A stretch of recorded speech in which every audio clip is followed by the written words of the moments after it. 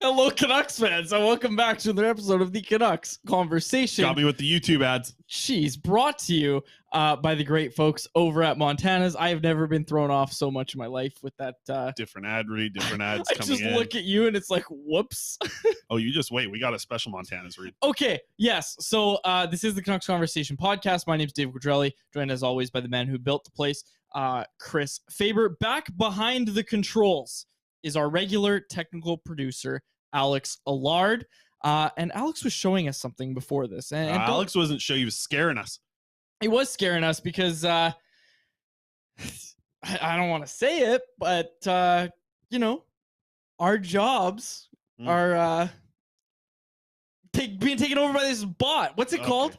Alex, what's it called? Tell us. Chat GPT. There it is. For the podcast listeners, Alex brought it up on the screen. Basically what it is it's this this platform, this tool, I guess. I think he's a tool. It's AI. Yeah, AI, exactly. Haven't you seen Ex Machina? I know how this ends. Yep. Basically, you can put in any input into it, and it'll spit out a piece of content. You can tell how many words you want it to be. And we, playing around before the show, we put in, give us a business proposal about a Canucks Pokemon-themed podcast. And it was the most detailed thing we'd ever seen. It was unbelievable. And I was like, this would take one of us at least 30 minutes to write. And even then we'd have to 20 edit. for me, yeah. Yeah, okay. We'd have to edit it a bunch to make it look like that. Anyways, it got spit out like right away. So what we're doing today is with this chat GPT, we're asking it to give us a Montana's ad read. And we're going to just see what happens. So go ahead, Alex. Give it to us. Let's see. I'll read it here. You're the reading guy? Sure. Okay, you got it. So Alex is typing in, give us a Montana's restaurant commercial ad read. And we will quickly it kind of spits it out. And I'll read it as it goes. Here we go. Welcome to Montana's Barbecue and Bar. Come join us for a taste of the West with our mouth-watering barbecue, ribs, juicy steaks, and homemade burgers. Oh. Our menu has something for everyone with options for vegetarians too. Come by for a casual family dinner or for a night out with friends. Our friendly staff will make sure you have a great dining experience. Don't forget to try our famous pulled pork and our delicious iced tea. Come visit us today at 123 Main Street. So that's wrong. And see why we're the best barbecue in town. Mention this ad and get a free appetizer. Don't read that can't part. say That's that. That's made up. And I'll tell you this. Mention this ad. It's all you can eat ribs at Montana. Exactly. I'll tell you this. We can't be replaced. Well, we could if we put in the right thing, if we put in more detail. But there is more detail to our ad that we're going to tell you about Montana's. We've told you about the daily specials. Monday, half-price wings. Tuesday, kids eat for $2. Wednesday is all-you-can-eat ribs. Thursday, it's drink specials. 7 locations: Fort St. John, Kelowna, Langley, Nanaimo, Prince George, Tsawwassen, and, of course, the capital of the province, Victoria, British Columbia. Now, Montana's, we've talked about it before. You head over there. You go pick up the wings. It's a subject of our poll question. No, we're putting this to rest. I'm right. You're okay. I haven't looked at the poll, but I'm assuming you're not. We'll see. We'll see what the poll says. That's what we're going to talk about today. It's in the sub poll question, but we're gonna get to the Kuzmenko stuff because this morning Pierre LeBrun of The Athletic came out with some stuff about Brock Besser. Teams are getting more serious about their interest in Brock Besser on the trade market. I'll save the Kuzmenko stuff off the top. And Kuzmenko, well, hang on, because it's important. Bud. It's important. I get it. We'll get to it in a sec, but I'm prefacing by saying, I used to say that word as prefacing.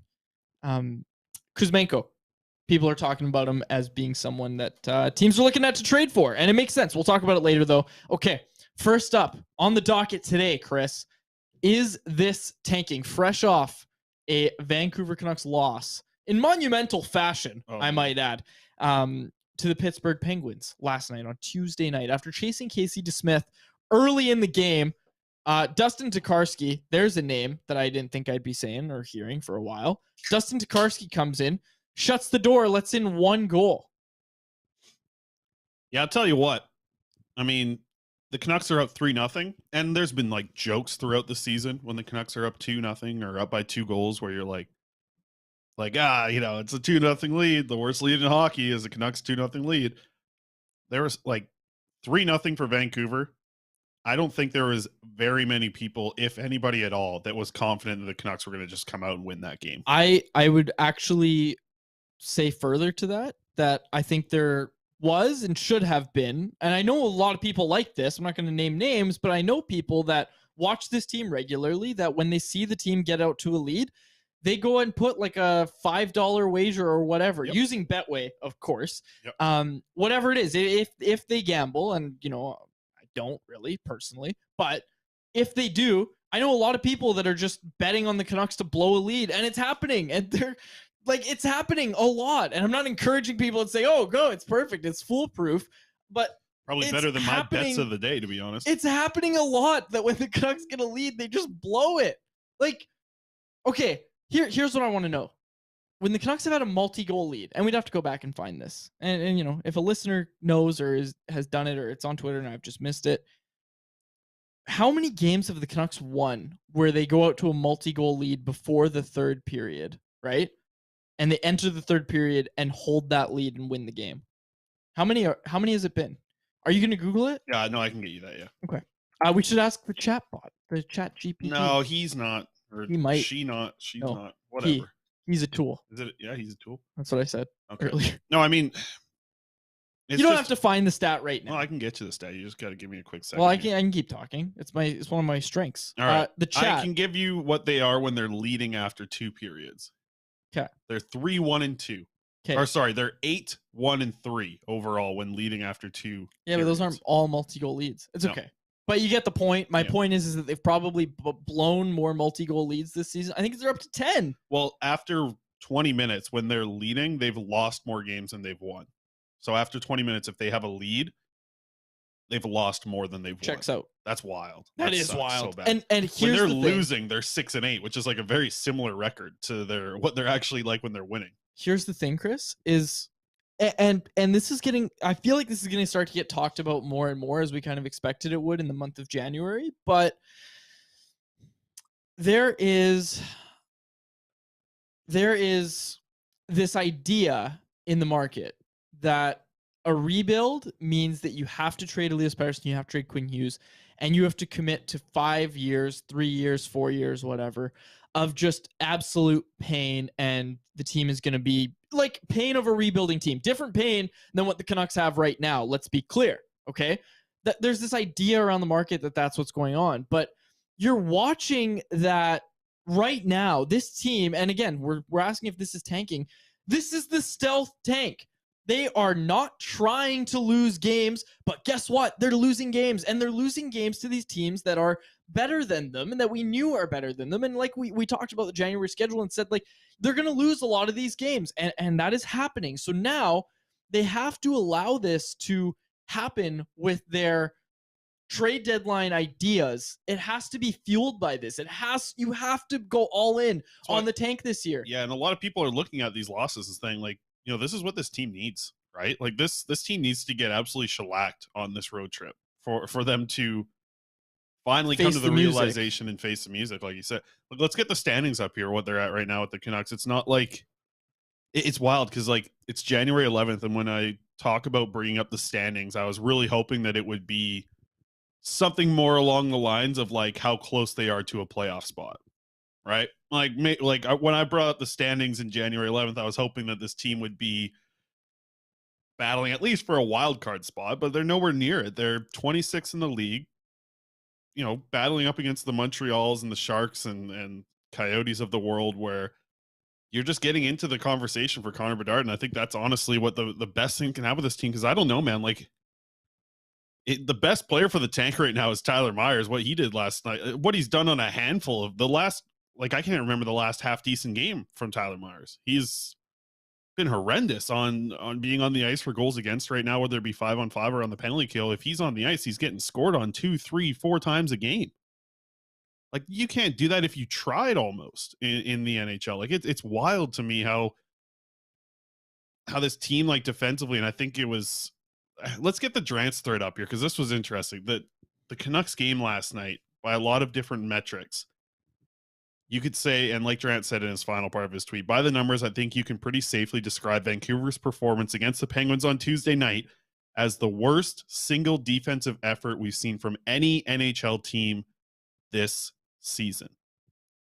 That's horrendous, man. They gave up 50 scoring chances on Tuesday night. And people are like, why is Spencer Martin so bad? Like, well, Spencer Martin's not good. The dude faced 50 scoring chances. Like, the Canucks could have been losing that first period like 7-3.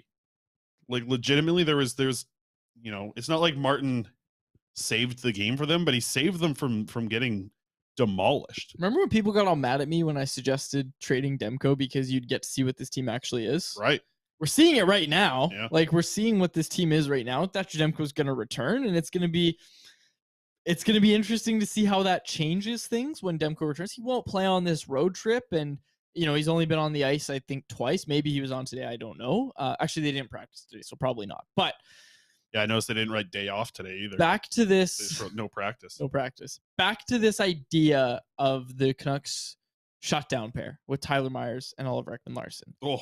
Last night, shut down your playoff hopes. That pairing was legitimately unplayable. Like, the Canucks could not play that pair and expect any sort of positive results because it wasn't happening, and it hasn't been happening this year. And I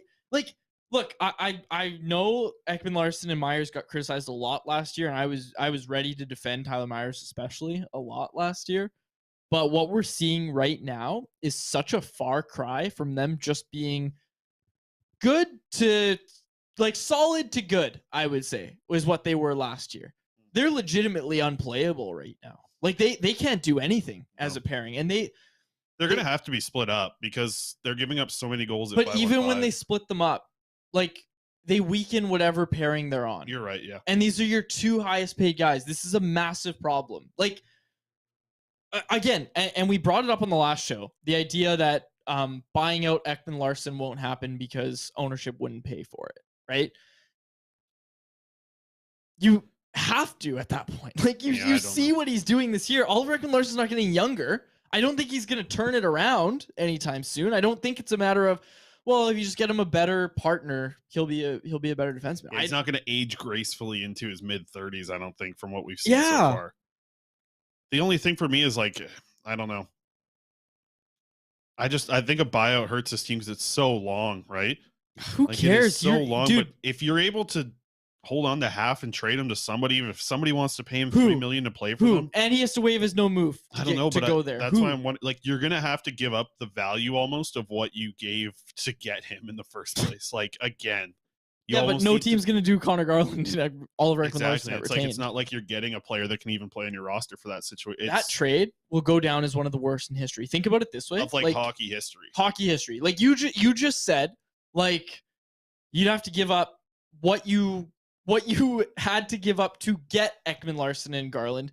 To get another team to take those two players, you would have to give up a first-round pick and get nothing in return. And you know what else I'm saying is they would have to give up the draft picks. Yep. They would have to also retain half of his contract to make it $3. So they're sitting on another $3 million for the next 4 years.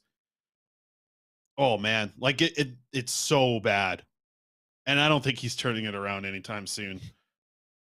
It's so bad. Can we talk about Kuzmenko? Yeah, quickly. We want to get this in because people are expecting it at 1:15. Linus Karlsson was supposed to join us today.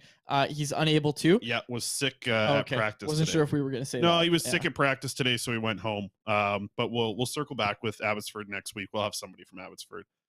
They're at home next week for 3 games. They got Wednesday, Friday, and Saturday against Mr. Pike over there. His Wranglers. Wranglers are in town. Also, why wouldn't Corey Anderson brought this up in the chat? Why wouldn't you buy out OEL? I don't get it because the buyout cuts the cap hit by half at its highest point. So you're already instead of retaining half, you're doubling the years though.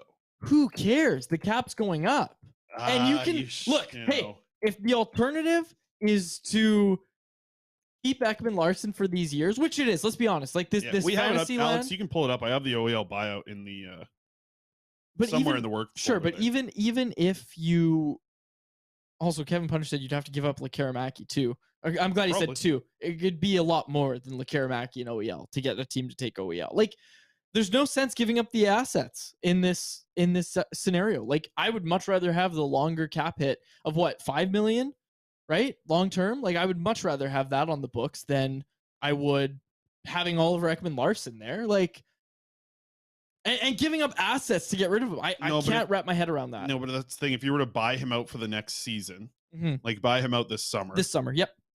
There's going to be a savings, a money cap save, like just money wise. Here we go. You got a savings of $8 million, but the cap hit's still going to be 146. Then it goes up to 2, then up to 4, then up to 4 again. And then you have 4 years of 2.1. Who cares? So Who cares? Yeah, that's in 28, 29, 27, 20. But it's like, how many times can you push these things down the road until you just need to eat it sometimes, man? And that's why I'm saying, if you were to trade him and retain half, you're only retaining half of the 7.16 that he's making. Okay, so you're trading that, you're retaining on the 3.6 somehow, dude. You are not going to want to give up those assets. Like that is the definition of kicking it down the road even more, right? Like that is the definition of it. You're trading assets to get out of this mistake you made. No, like eating it, like you just said, I agree with you. You do have to eat this one. You have to take it on the chin here. The way to do that is with a buyout.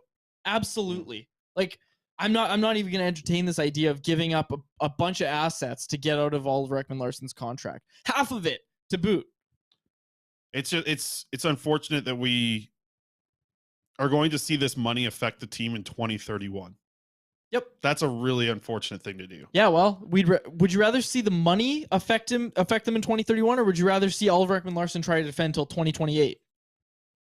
Well, yeah. Well, 2027. He'll be done. Okay. His contract's up in 2027. That's what until he has a bounce back year and they re-sign him. But then even then you're saving under $3 million in a couple of those years. You're saving quite a bit in the next 2 years, but that just, to me, it feels like, is that a short-term fix?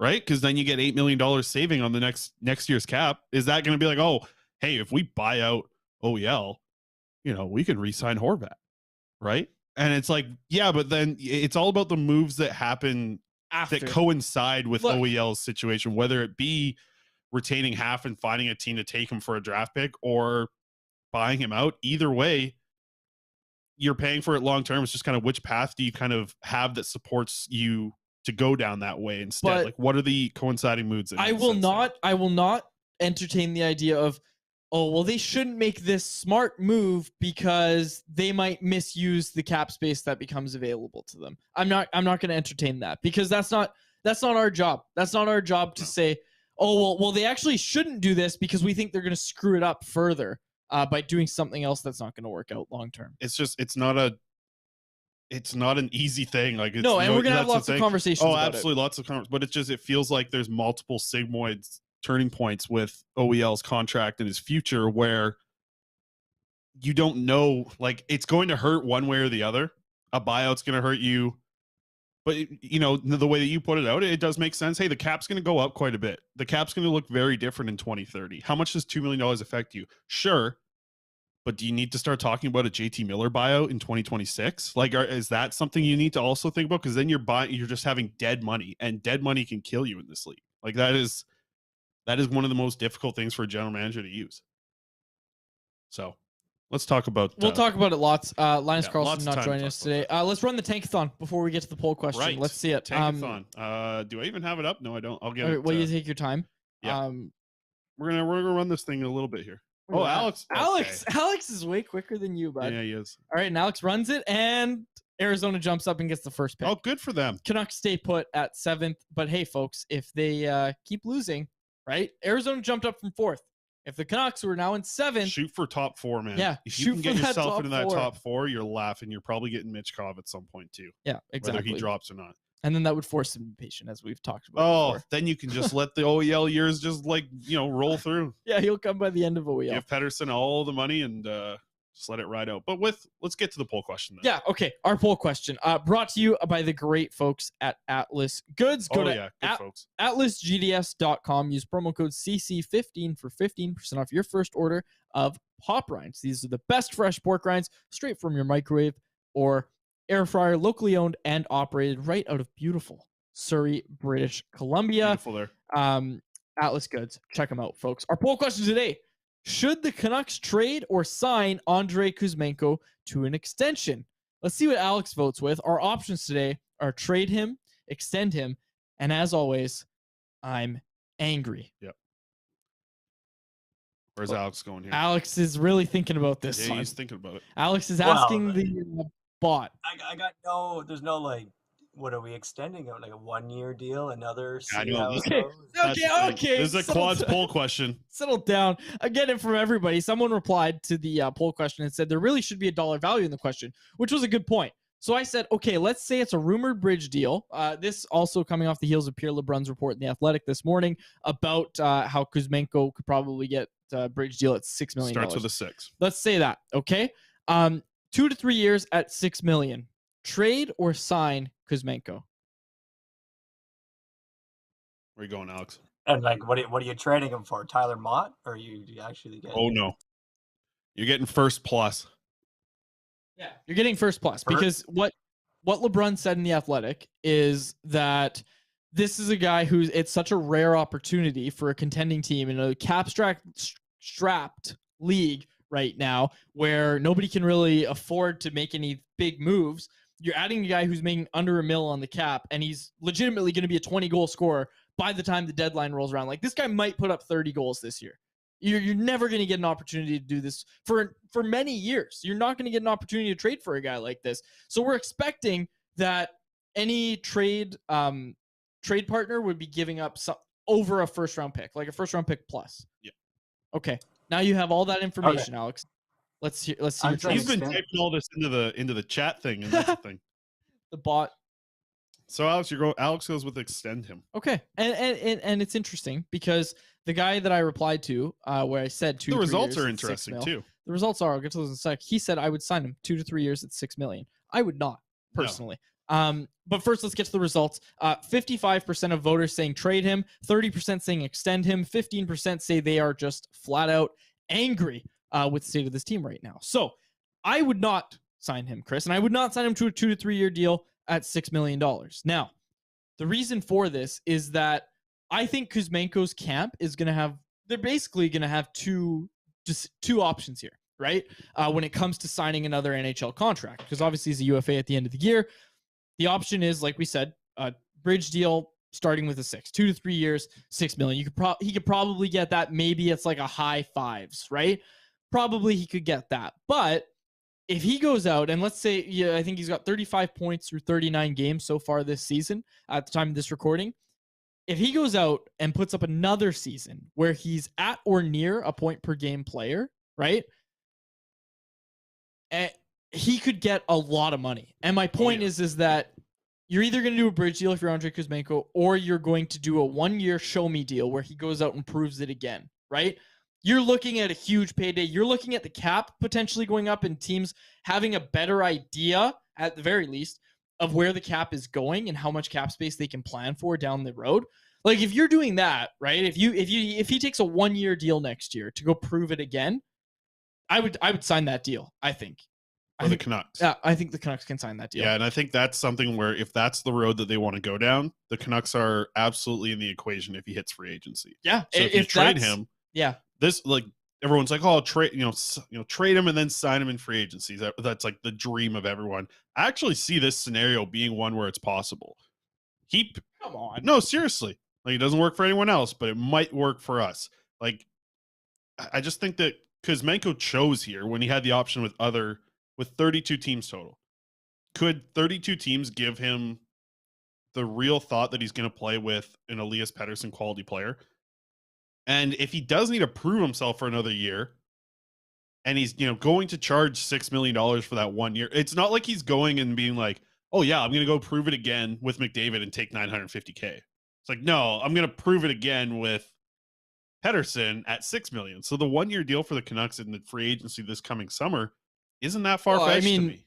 He would get trade and sign. No. He would get those offers. The 1 year, $7 million, even $6 million, whatever. He'd get those from other teams. He's an unrestricted free agent. Yeah, but if he's proving himself again, does it make sense for him to go to Arizona on a 1-year, $8 million deal? No, but you just use the Oilers as an example. Sure, but do the Oilers have another $7-8 million to throw around to a guy that they're taking a 1-year risk on? Well, okay, let's not get into all the cap situations right now. I'm just saying. We're just talking about a contract. Well, I'm just saying that there's going to be teams out there that are going to be looking to sign this guy. Yeah. Right? Yeah. And there's going to be I don't think this idea of, he might come back after they trade him. I don't even think that's what we're talking about. That's a pipe dream. I think that when has that happened? I don't know. Not with the Canucks, but how often have they signed the top guy to the KHL who's had success when he was very questioned going into the season? What you're describing happens in the MLB. Can you please show me an example of it happening in the NHL? And even further, can you show me an example of it happening with a Dan Milstein client? No, because it hasn't happened.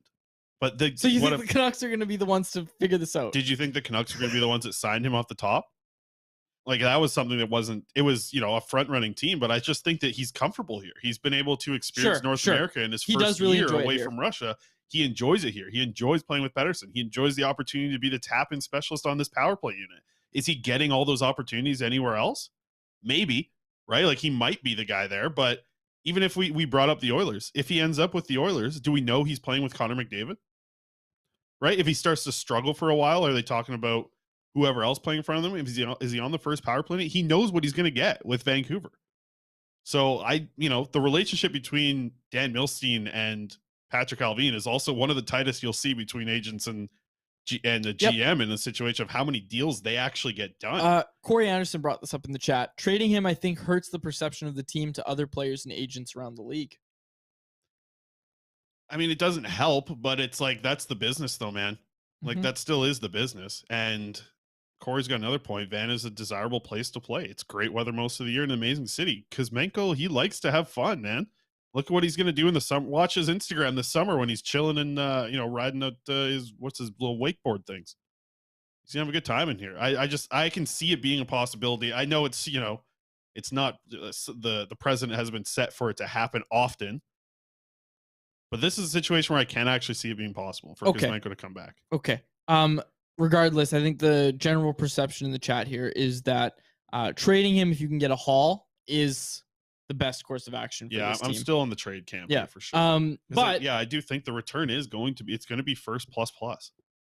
That's huge for the Canucks. If they can land that and the Horvat deal first plus, that's 3 first-round picks. Like that's enough to tank this year. It's actually a good news story for the Canucks of how much they could return and quickly add assets. If you want to turn this around in a hurry, right? If you want to retool this team, tank this year, get as many draft picks as you can and young assets. It doesn't have to all be draft picks, right? Get really young assets that you believe in because, hey, this management regime's pro scouting has been pretty darn good. Sure. Right?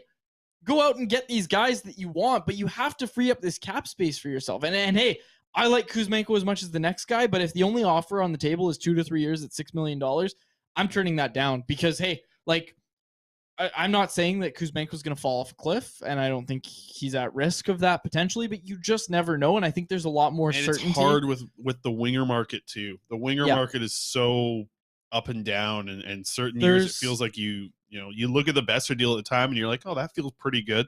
Now they can't even trade him. Oh, they can't even trade the guy. There's a level of certainty that comes from trading Andrei Kuzmenko that this team needs right now. And again, certainty of value coming back. Exactly. For I'm years saying to come. You're getting draft picks, and hey, I'm not saying that draft pick's going to turn out and be fantastic. But I am saying you have a chance of that, but you're also getting this cap flexibility that we keep hearing this team and this management regime talk about endlessly. How much they need to figure out the cap situation, and it's going to be a while to unravel it. Don't keep committing money. I'd also look at it. I'd look at it a little different if Kuzmenko was 22. Right? If Kuzmenko was 22, 23, and he had this type of chemistry with Elias Pettersson, I'd be like, this could be the long-time duo, right? But how do we know what his game's going to look like at 31, 32, that kind of age? And it's just, how does he look like on another team? Is this just a very good fit for him? This is why he chose here, because of the fit. That's why I can see him coming back in free agency if they do trade him. It's not going to ruin his perception of Vancouver if they end up trading him. It's going to be it's going to be uncomfortable for him, I think. And for sure. Petey, as Kai Howard brought up in the chat. Sure, for Petey as well, I think, but it's going to be uncomfortable. But listen, he's got one of the best agents in the world, Dan Milstein. He's going to make him comfortable. He's going to do, listen, I read the Milstein book, bud. He goes over and above for his clients. He's good. He's a good agent there, Dan Milstein. one of the best in the world. But it's not going to ruin the opportunity to sign him in free agency if they trade him. Really? Is he Yeah, not it won't part of ruin. the solution here? Like in the next 2-3 years, you're getting that certainty of a 25 goal scorer, where like that first rounder, he might not even develop into a top 9 guy. He might not. He might be a Curtis Lazar. You never, right? Kuzmenko, you're kind of getting some certainty, and he's at least a 25 goal scorer, going to play well with Pedersen. And Yeah, but you know, you know what? The with Canucks the are going to cap have going up, that $6 million for 25, 30 goals is not that bad. And on the flip side of that, if he starts asking for $9 million 2 years out from here, you signed him to a 3 year, and he's asking for $9 million 2 years out from now, and you go, that's too high. His value would be pretty good, would it not? If he's asking for $9 million, you'd be probably getting more than a first plus and a couple of prospects. You might be getting even a higher pick at that point. And you got to ask yourself, are the Canucks going to be good in those next 2 years, next 2-3 years? And that's what I think it comes down to is I think you have to be honest about where this team's at. And I don't think 2 to 3 years of Kuzmenko, even playing at his best, like we're seeing him right now, it doesn't move the needle. And you know what? They're going to have 5 25 goal scorers this year. Yeah, it doesn't matter. Like, what doesn't matter. You know, Kuzmenko is going to be one of them. And losing him doesn't like break this team, really, to me.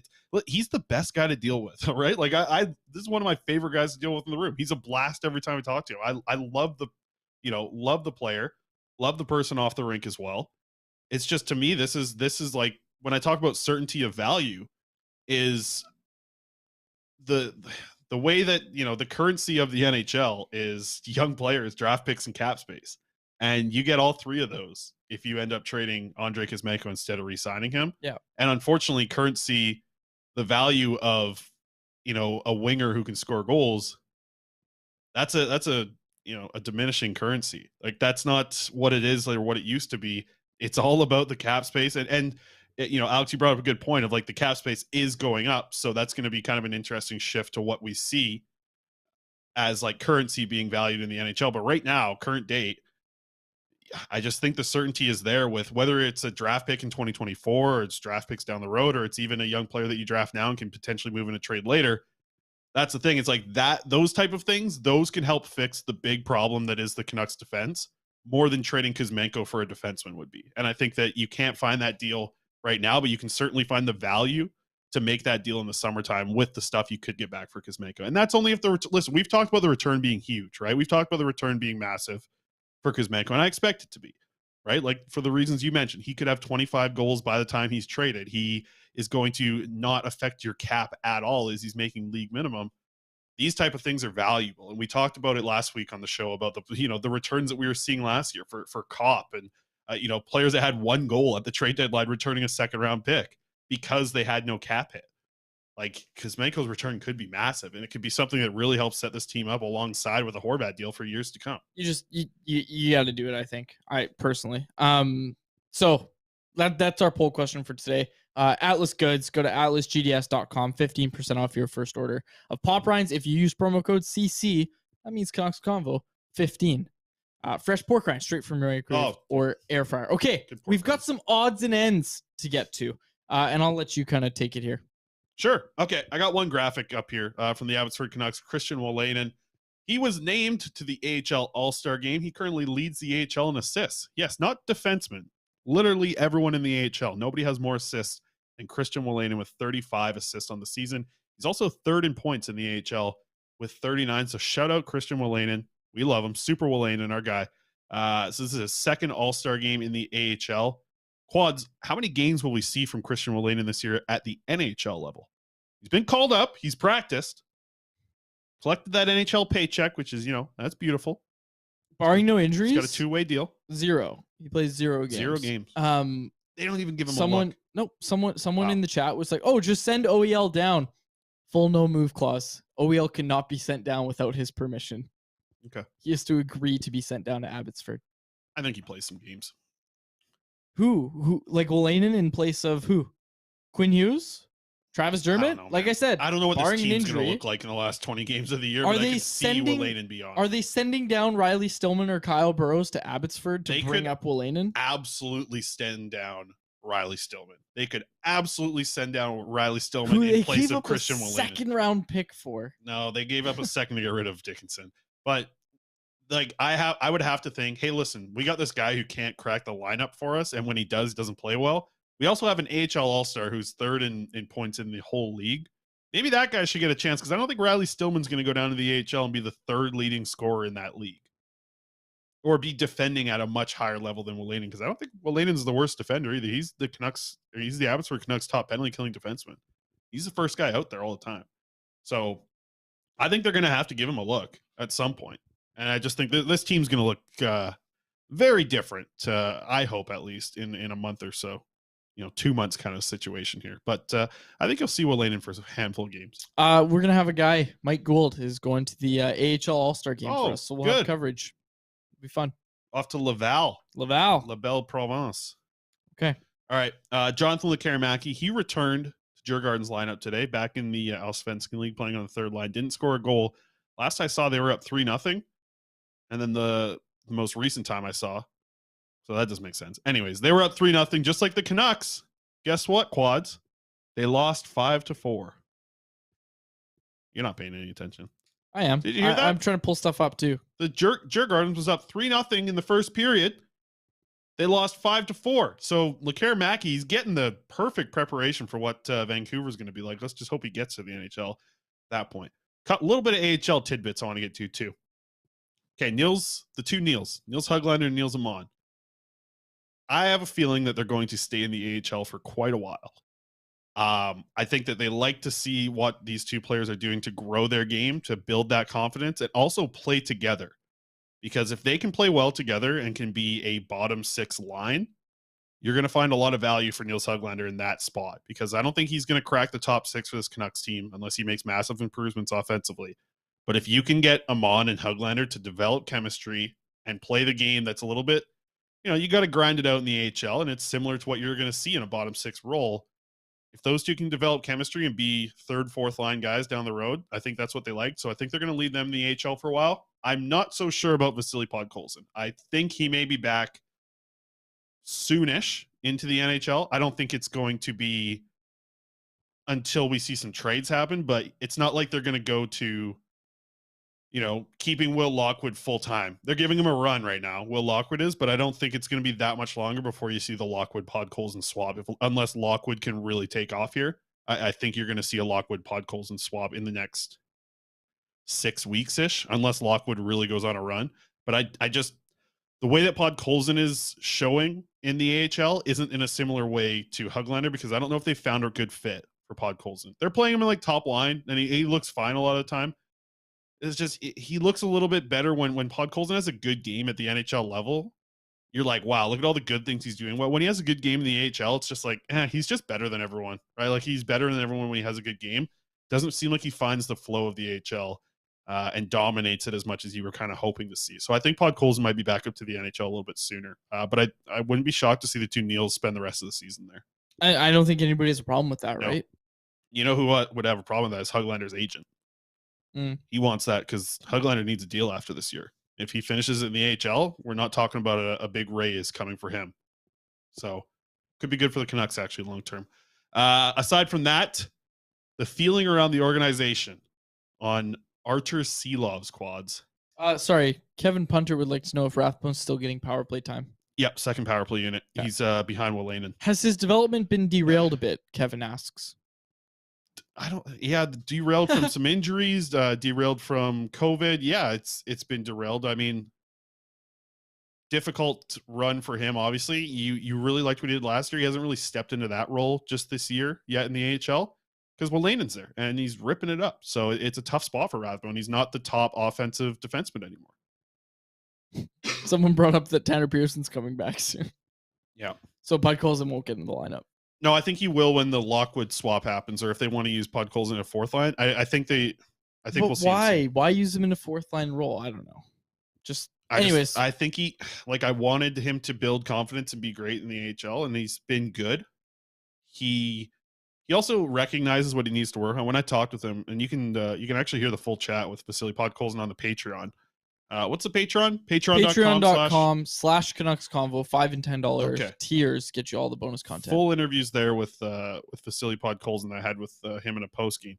But one of the things he mentioned was, like, he still knows that he needs to shoot more, and it's so clear. Like, when he shoots and he has a good shot, it's like, wow, he has something here, but he just doesn't use it enough. But you cut me off trying to talk about your boy. Listen, the feeling around on Archer Seelovs, there's a lot of extreme positivity coming out from this Abbotsford team and the folks around it about what Seelovs is doing as a 21-year-old in the AHL, doing what he's doing. I'll tell you what, it's not just the fans or the coach. There's people around that Abbotsford team that are very happy. Actually, you know what? Around the whole Canucks organization that are very happy about the challenge that was presented to Archer Seelovs there. Listen, it was he's 21 years old, and he was gifted the starting role with not even like a situation even where Mikey DiPietro had a good AHL backup. They had an ECHL guy behind it. They still do. They have an ECHL guy behind Seelovs. So they're rolling with Seelovs. They're giving him as many games as possible. And he has been electric of late. So your boy Archer Seelovs, hell of a run for him.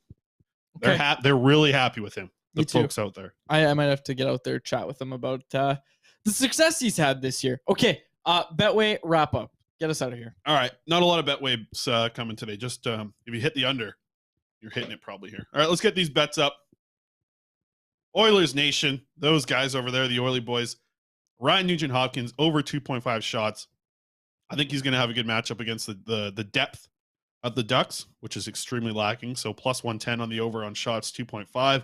And then I got the big one, Oilers to win, over 6.5 total goals, and Connor McDavid to score in this game, plus 275. A couple little Betway bets for you there to wrap it up. Oilers stuff. They love this stuff over there in the Oilers Nation.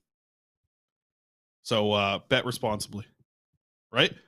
Must be 19 years of age or older. Please play responsibly. You said Betway like twice there. No, I know. I'm not on a full caffeine. I'm not on the Betway grind right now. Not the oh gosh, here we go again. With Tyler Yaremchuk on the podcast listeners. Yeah, what the heck's Yaremchuk doing on here? Alex put Oilers Nation every day's logo with Tyler Yaremchuk behind Faber on the green screen. I had a couple of spicy margaritas with Yaremchuk in Montreal. Nice. Yeah, it was one of the first drinks I've had that was like jalapeno involved with it. I've never had that. It was pretty good. We also had some Montreal mules. Okay. Had a couple of those with him too. Okay. Yep. All right. Well, we'll wrap it up there. For my co-host, Chris Faber, and our technical producer, Alex Allard, my name is Dave Quadrelli. Thank you so much for listening to another episode of the Canucks Conversation. Wrap it up. Betway. Thanks for listening to Canucks Conversation, delivered by DoorDash. Hit the subscribe button to never miss an episode. How about keep it to a thank you, Jim?